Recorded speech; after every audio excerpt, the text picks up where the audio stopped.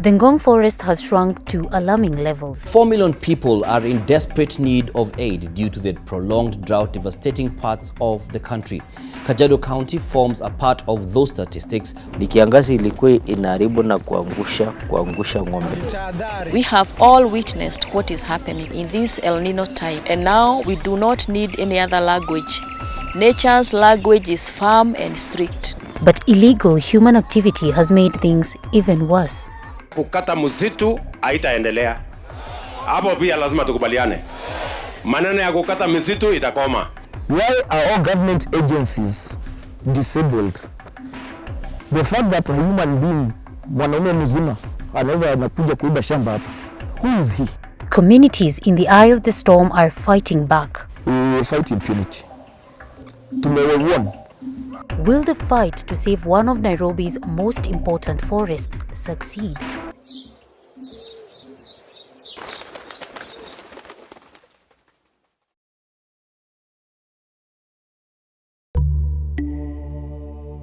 The Gong Forest, located just 23 kilometers southwest of Nairobi, is considered as one of the green lungs of the city.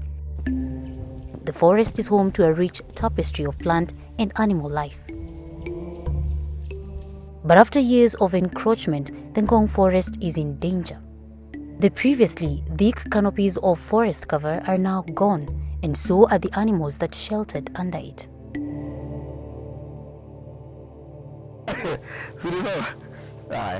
Mureithi Kimathi, a passionate advocate for the forest and resident of Kibiko, is on the front lines of the fight to protect this natural wonder. I came here in 2015. I've lived here for the last 8 years. Just look across. Do you see those trees? All those trees there. Those are indigenous trees. And that is what we are fighting for. That is called Kibiko Forest. And you can see it. A very beautiful place. And I think you can confirm that. We have what we call, largely we have Kibiko Residents Welfare Association. The group is involved in basically everything. So we involved environmental, security, but then we have something specific called Kibiko Forest Area Association, which is led by a very good old mzee. And he's the one who sat me down and told me, Wakili, just take up this matter, because no one else is willing to do it. People are scared. On this side of the forest sits the Kenya Institute of Highway Building and Technology, KIHBT perimeter wall, which ends where a private developer has carved out an expansive piece of land guarded by security personnel. You can see the perimeter wall of the school. You can see probably 500 meters ahead. You can even see it. Now that is the boundary to the forest. So he came, put another perimeter wall next, further from the perimeter wall from the school, and put a gate. When we talk about the forest land that has been grabbed, it's here. Now, whatever development they wanted to do here, we won't allow to happen. And this is what we want taken down. We want this taken down and the forest cover that has been cleared restored. Actually, the most shocking thing is the day the president was hosting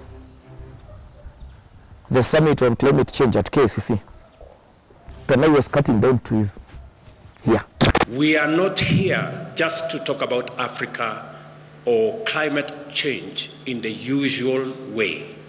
When a president proclaims that afforestation and reforestation is one of his agendas, but his own government allows individuals to enter forests and start cutting down trees, what message does he send to people? As members of Kibiko, personally, as a member of Kibiko, we won't allow it to happen. We will fight it to the end. And we have no one to fear.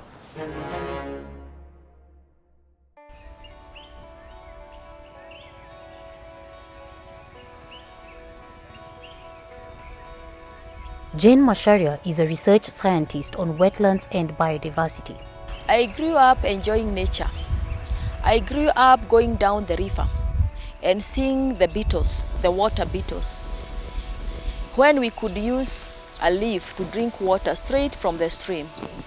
But I can assure you now, if we all look around, to see such streams now, maybe they are still up in the mountain.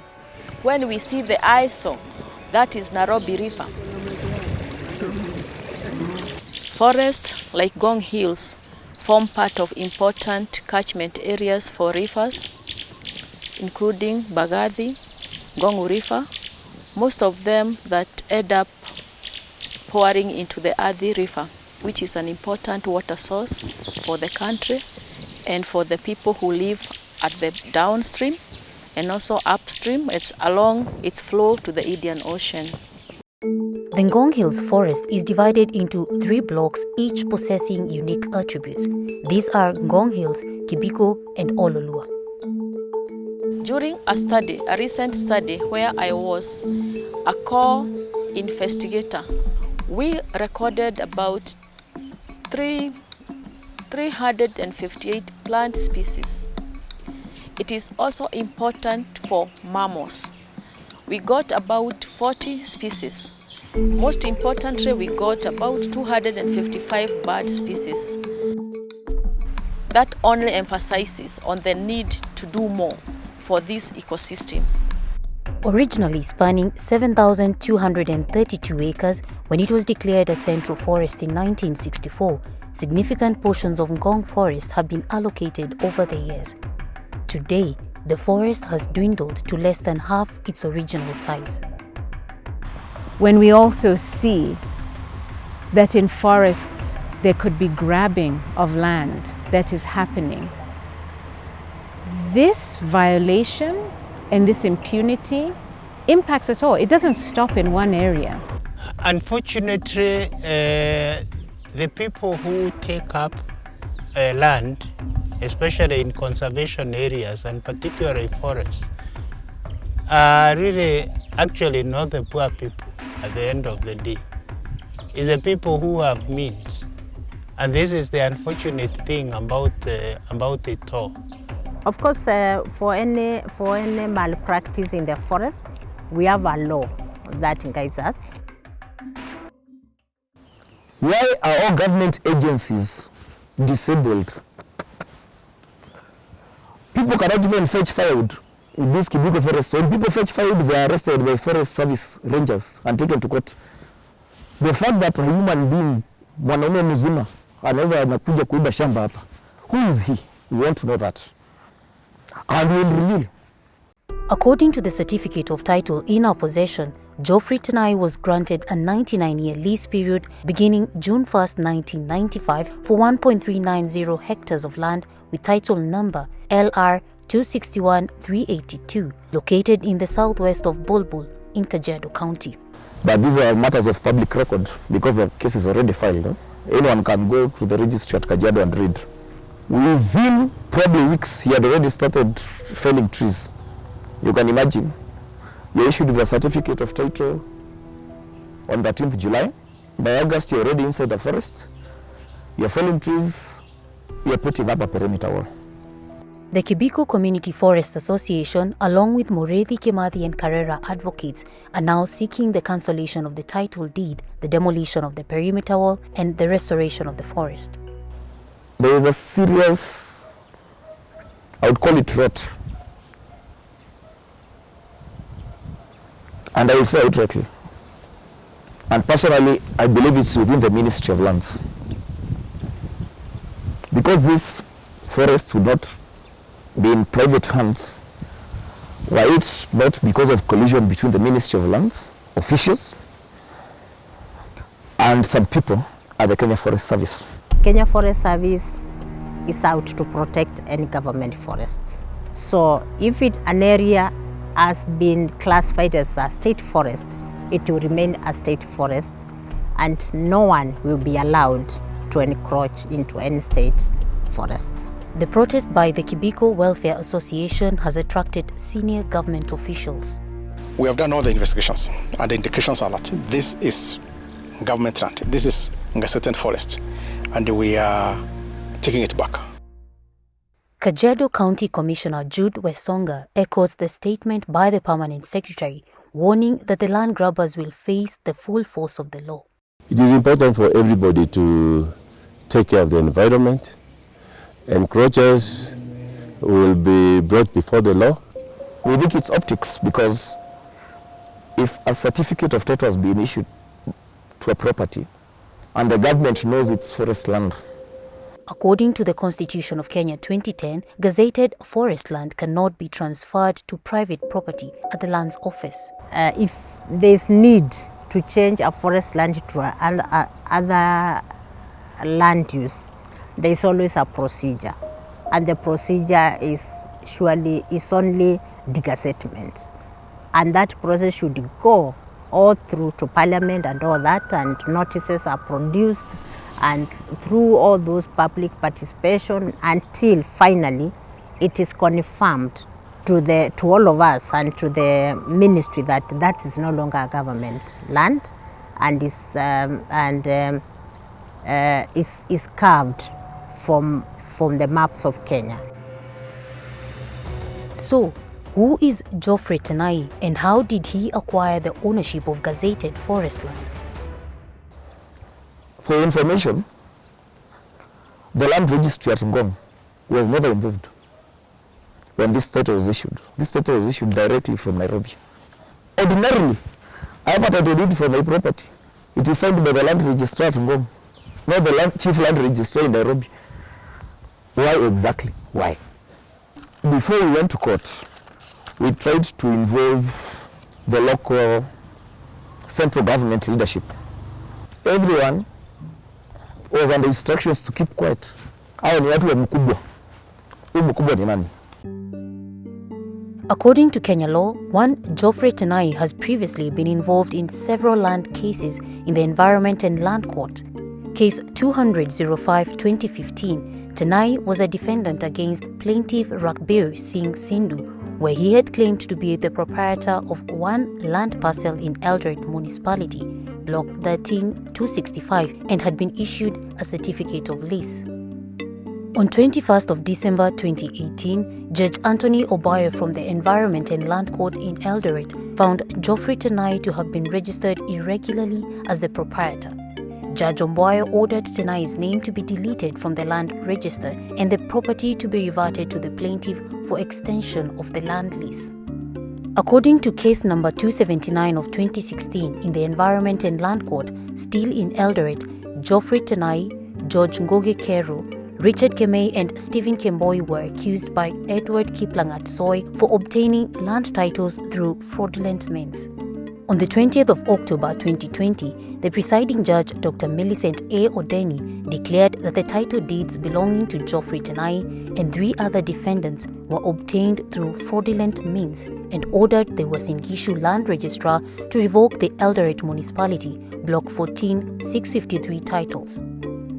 Through a permanent injunction, Tenai and his co-accused were ordered against interfering, subdividing, alienating, transferring, leasing or selling the property since the documents were obtained through fraudulent means. There are some facilities that have been allowed by KFS under what we call special use license. I'm not saying those ones you have mentioned or you have seen in the Google map are the ones. We called Steve Kibongei, Geoffrey Tenai's lawyer, over the Kibiku land. No. An alienated government land does not have a title. That is why you are allocated. Okay.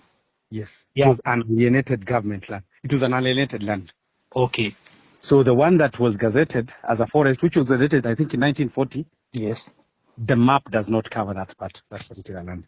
Okay. Kibongei asserts that Tenai legally acquired the land in 1995 and holds a 99-year title deed with the postal address 70-699-00400 Nairobi. The Lands Office also have their responsibility to get that, to confirm whether the document is genuine or not genuine. But yeah, the letter of allotment, based on the documents that I have, the letter of allotment is 11th July 1995. Tenai's lawyer further downplayed a statement by the land's permanent secretary confirming a disputed parcel as government land. In the ordinary course of how government officials react, they would obviously go to the ground and claim that the land is government land, but or gazetted forest.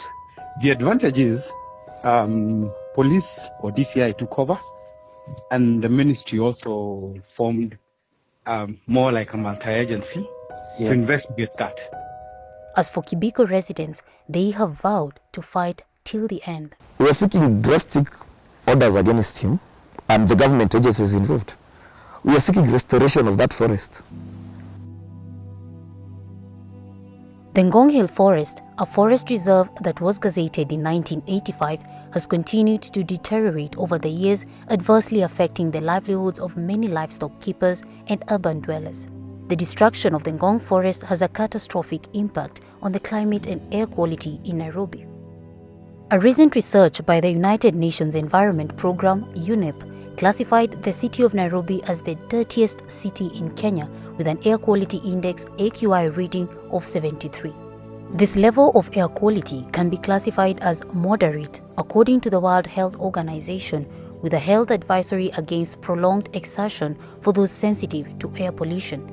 The second worst level of air pollution in the region was recorded in Ngong in the Kajiado region. Most of the pollution is done in the cities. From the industries that are here, they pollute the country. I know in Nairobi we have one estate we call industrial estate. These forests which are within the city, they absorb such carbon and they go a long way in mitigating the effects of climate change. When we see impunity, when we also see that in forests there could be grabbing of land that is happening, this violation and this impunity impacts at all. It doesn't stop in one area. Ngong Forest not only supports unique biodiversity, but is also a source of livelihood for surrounding communities. However, the impact of deforestation on the environment is significant and far-reaching. This is a very delicate issue because people are looking for livelihoods, making a living out of the environment. It is well known that poor people are the ones who depend on the environment on a daily basis for their survival. From water to firewood to even herbs and even pasture for their animals. The dried crater lake at the Ngong Hills, with visible cracks indicating the severity of the drought in Kajiado, is a testimony to the adverse effects of climate change and poor land management practices. High temperatures and failed rains led to the loss of 2.6 million livestock in Kenya's 22 arid and semi-arid counties, including Kajiado. Solomon Kenoya, a livestock herder, is a victim of the persistent drought in Kajiado. The recent heavy rains that have brought some relief to the area came too late for Kenoya's livestock and crops. Wakati iliyopita tulikuwa na kiangazi, ilikuwa mbaya sana katika eneo hili. Eneo hili ilikuwa na kiangazi, iliharibu kila kitu. Kiangazi iliharibu ng'ombe, iliharibu mbuzi, zile vitu zote zimeenda. Hii kiangazi ilikuwa mbaya, si mbuzi tu, hata nyama za pori. The persistent drought has significantly impacted Kenoya, who has lost over 100 cows in the recent past. Nilikuwa na mifugo mingi sana, 106. Lakini sasa niko na mifugo 3 kwa sababu ya hiyo kiangazi. Kwa sababu kama siku hiyo kwa kiangazi, kama ingekuwa KMC ilikuwa inafanya kazi, ama ilikuwa inachukuliwa ng'ombe kama ilikuwa inasemekana, tungekuwa na faida. Lakini hakuna. Ukipeleka hata tulikuwa tunapeleka Isinya so mpaka zingine unaambia sasa hii imekufa, hii imekaa sana, tupa. So kuna faida gani ulipe gari 2,000 upeleke Isinya, badala ilipe hiyo gari unarudi kuuza ng'ombe nyingine ikiwa hai kulipa deni ya wenyewe. So ilikuwa hasara kubwa. These are the bones of his former wealth scattered around his compound. Looking at these bones, one can only imagine the pain he must feel. Ilikuwa ni stress. Unajua kwa hii kiangazi kuna watu wengi walikufa. Azwa wase. Kwa sababu ulikuwa unafuata ng'ombe, unakuta kila ng'ombe yako inaanguka njiani ikienda. Unakuta uko na watoto shuleni na ng'ombe zimeisha na una kazi.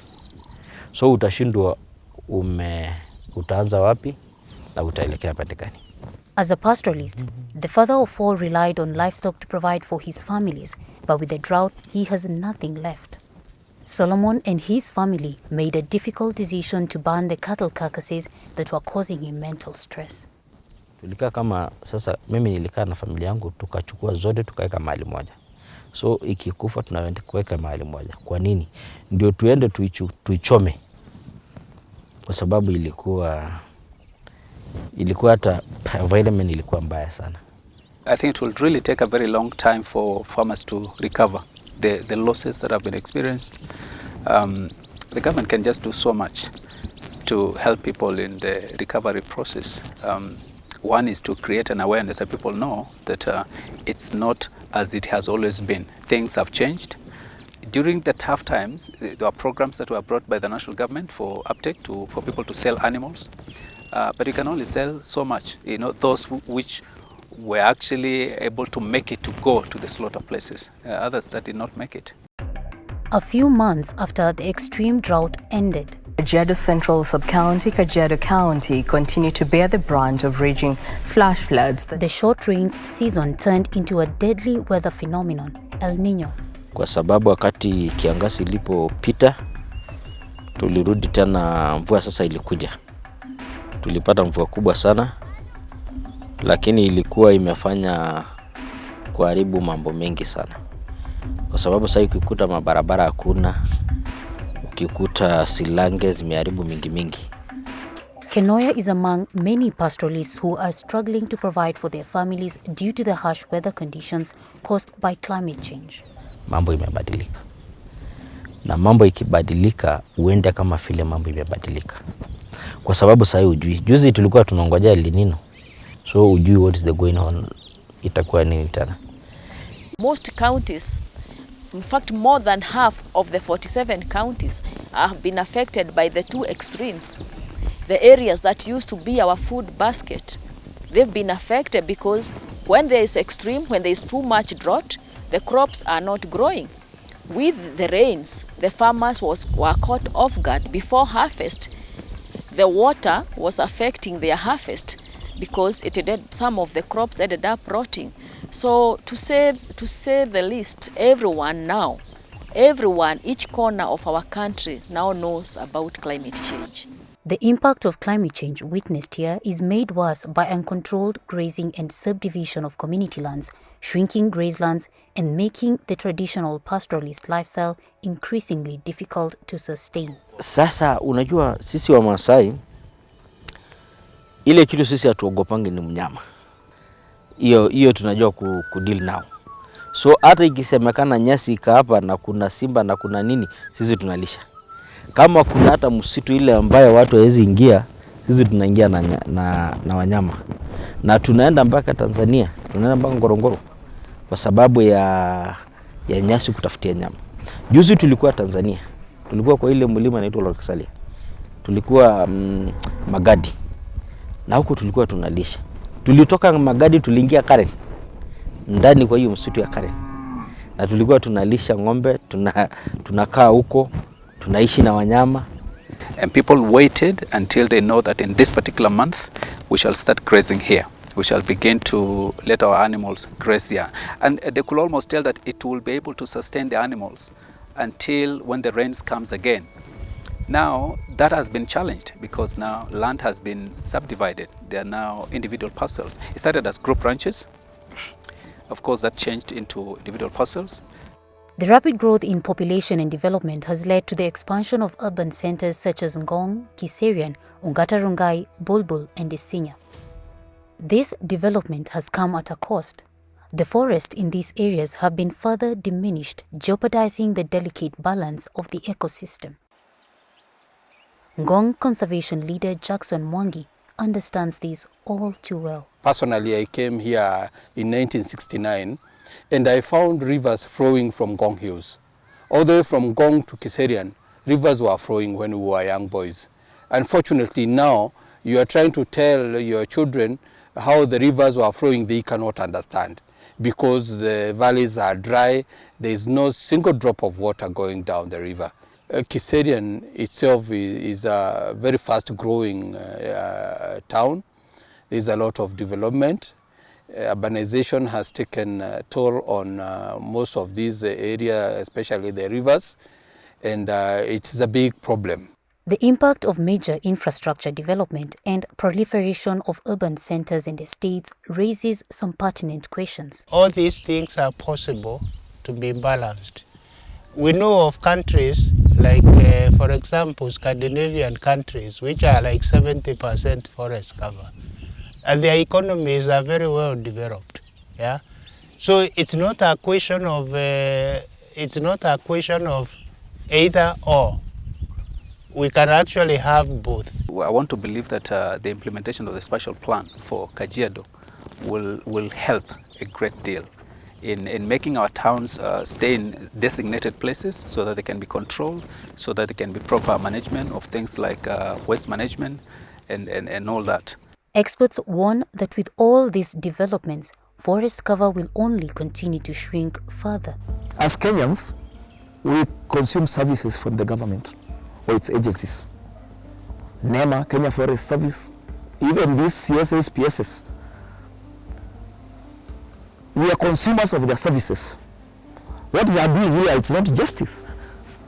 So we are saying, as citizens of Kibiko, the government should do better. I mean, they had people from Ministry of Lands, Survey of Kenya, and the DCI, and Kenya Forest Service. And the conclusion, the information that has come out is that the property is not, does not fall under forest. So it's not forest land. So it was land that was available for allocation, and it was rightly allocated to Geoffrey Channel. The issue of land grabbing, especially of public land and public forests, is actually a burden, has been a burden, and I would say a curse on the Kenyan community for decades. We know that there have been, for example, the Dongo Commission report that has listed very extensively the loss of our public land. The Ndongo Land Commission, established by the government of Kenya in 2003, was tasked with investigating the illegal and irregular allocation of public land in the country. The commission, chaired by Paul Ndongo, conducted a detailed review of all laws relating to land as well as official reports on forest land, national parks, game reserves, wetlands, riparian reserves and protected areas. When I was in the Ndongo Commission, we looked at some of the people who had been allocated by the Ministry of Lands, road reserves, Mombasa, we went to Machakos, we went to Meru, we went all over the country. I would say that it's a good idea to have a National Land Commission that will deal with all predominantly acquisitive matters in government land. According to the Ndongo Land Commission report, Gong Forest tops the list of the most encroached forests in Kenya. Others include Kiptagich, Elbagon, Sururu and Molo forests. The commission highlighted some startling facts. According to the report, only 1.7% of the original 3% of the country covered by gazetted forest during independence remains. The Ndongo report further revealed that there has been a systemic and widespread abuse of trust by public officials whose illegal allocation of land has gone unpunished. But what happens to the person who was stealing the land? What happens to government officials who allowed or perpetuated that impunity? Nothing ever happens to them. Nothing. So the next time they will try it somewhere else. The Commission's investigations found that the illegal allocation of land was managed from multiple centers of power, but the main perpetrators in this public plunder were those at the top. According to the Commission, over the years, the Office of the President, several commissioners of land and their deputies had egregiously misused the authorities vested in them. The majority of unlawful public land allocations, according to the commission, occurred prior to or shortly after the general elections in 1992, 1997 and 2002. We are used to that. Our forefathers shed blood for land. We will do so. Professor Maathai told us that when we fight for our rights, they're not there for us to put on a shelf and enjoy. They're there for us to fight to protect.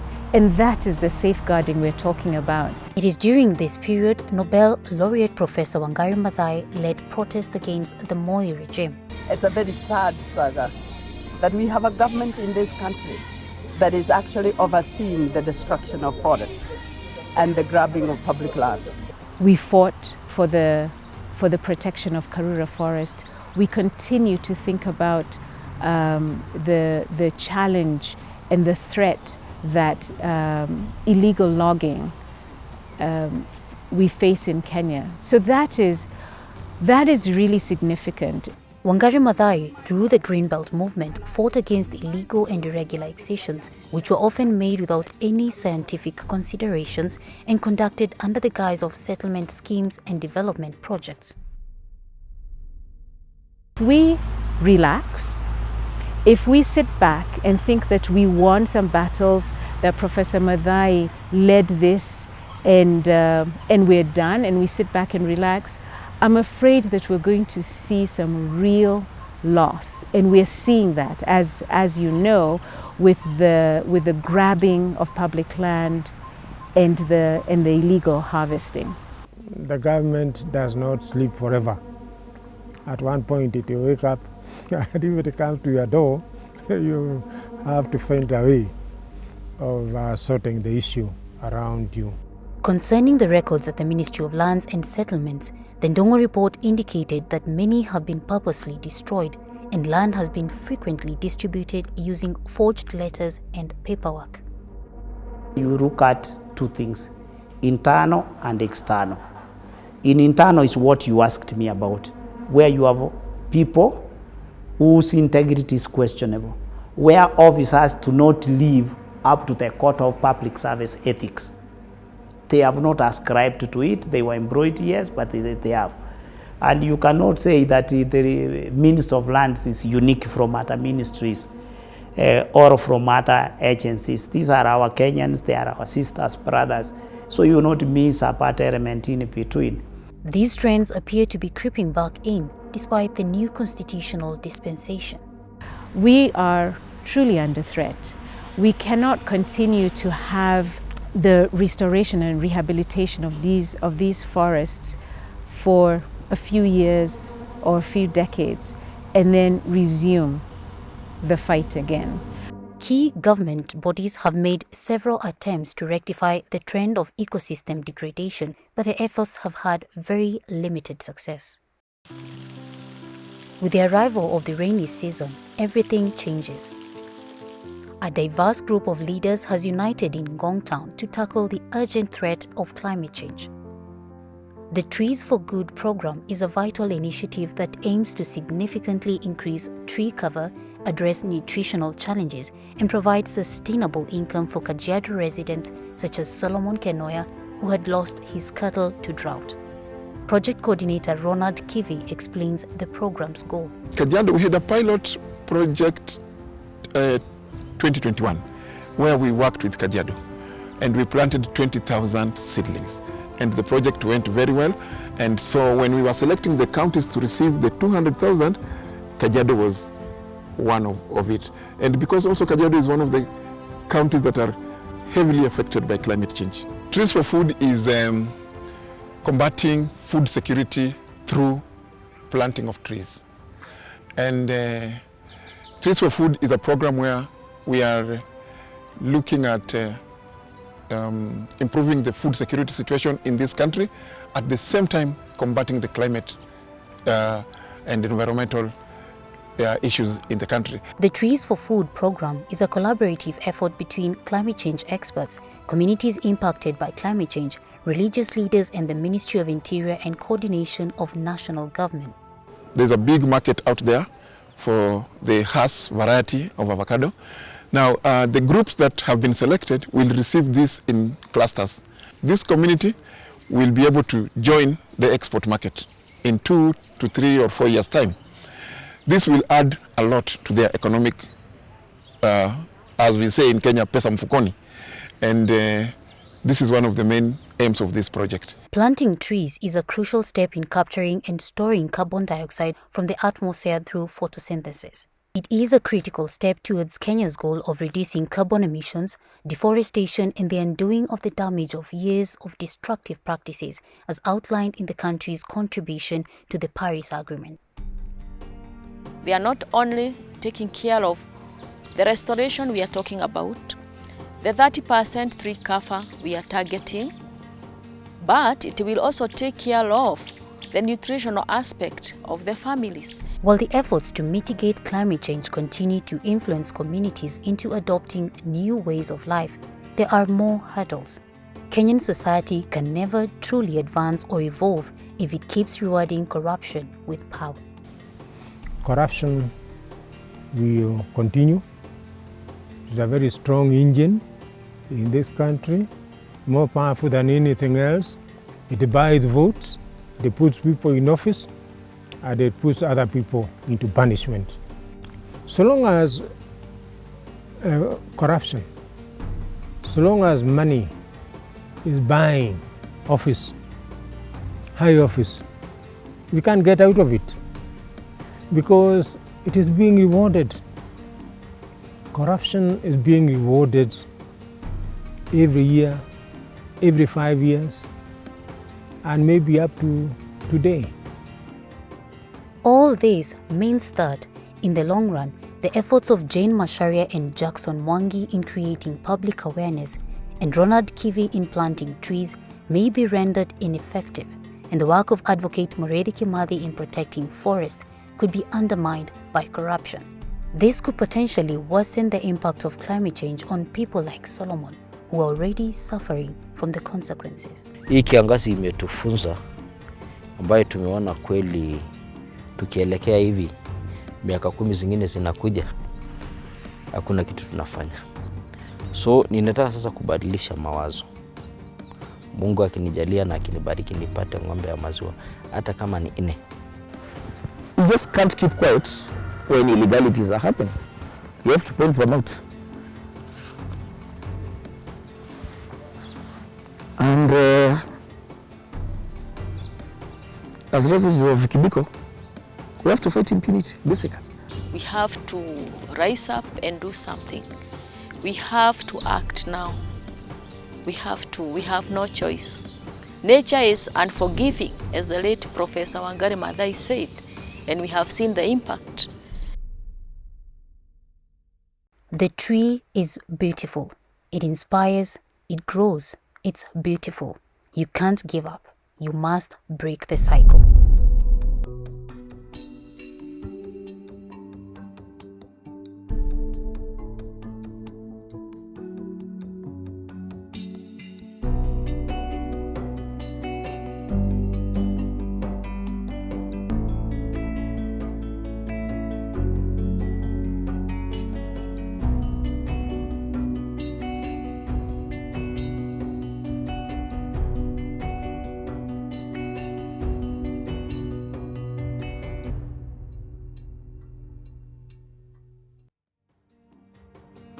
Since 2016, we have brought you different investigative stories from Kenya and different parts of Africa. This has included in-depth reporting of 2 general elections, human interest stories, corruption scandals, and incisive interviews with different parcels of interest. This work is all-consuming. Our team is committed to be your trusted source, however expensive that may prove to be. It is your leads, engagement, and financial support that enables us to do what we do best: investigate, expose, and empower. As our trusted patron, help us raise $10,000 to boost our resources and enable us to dig up the truth.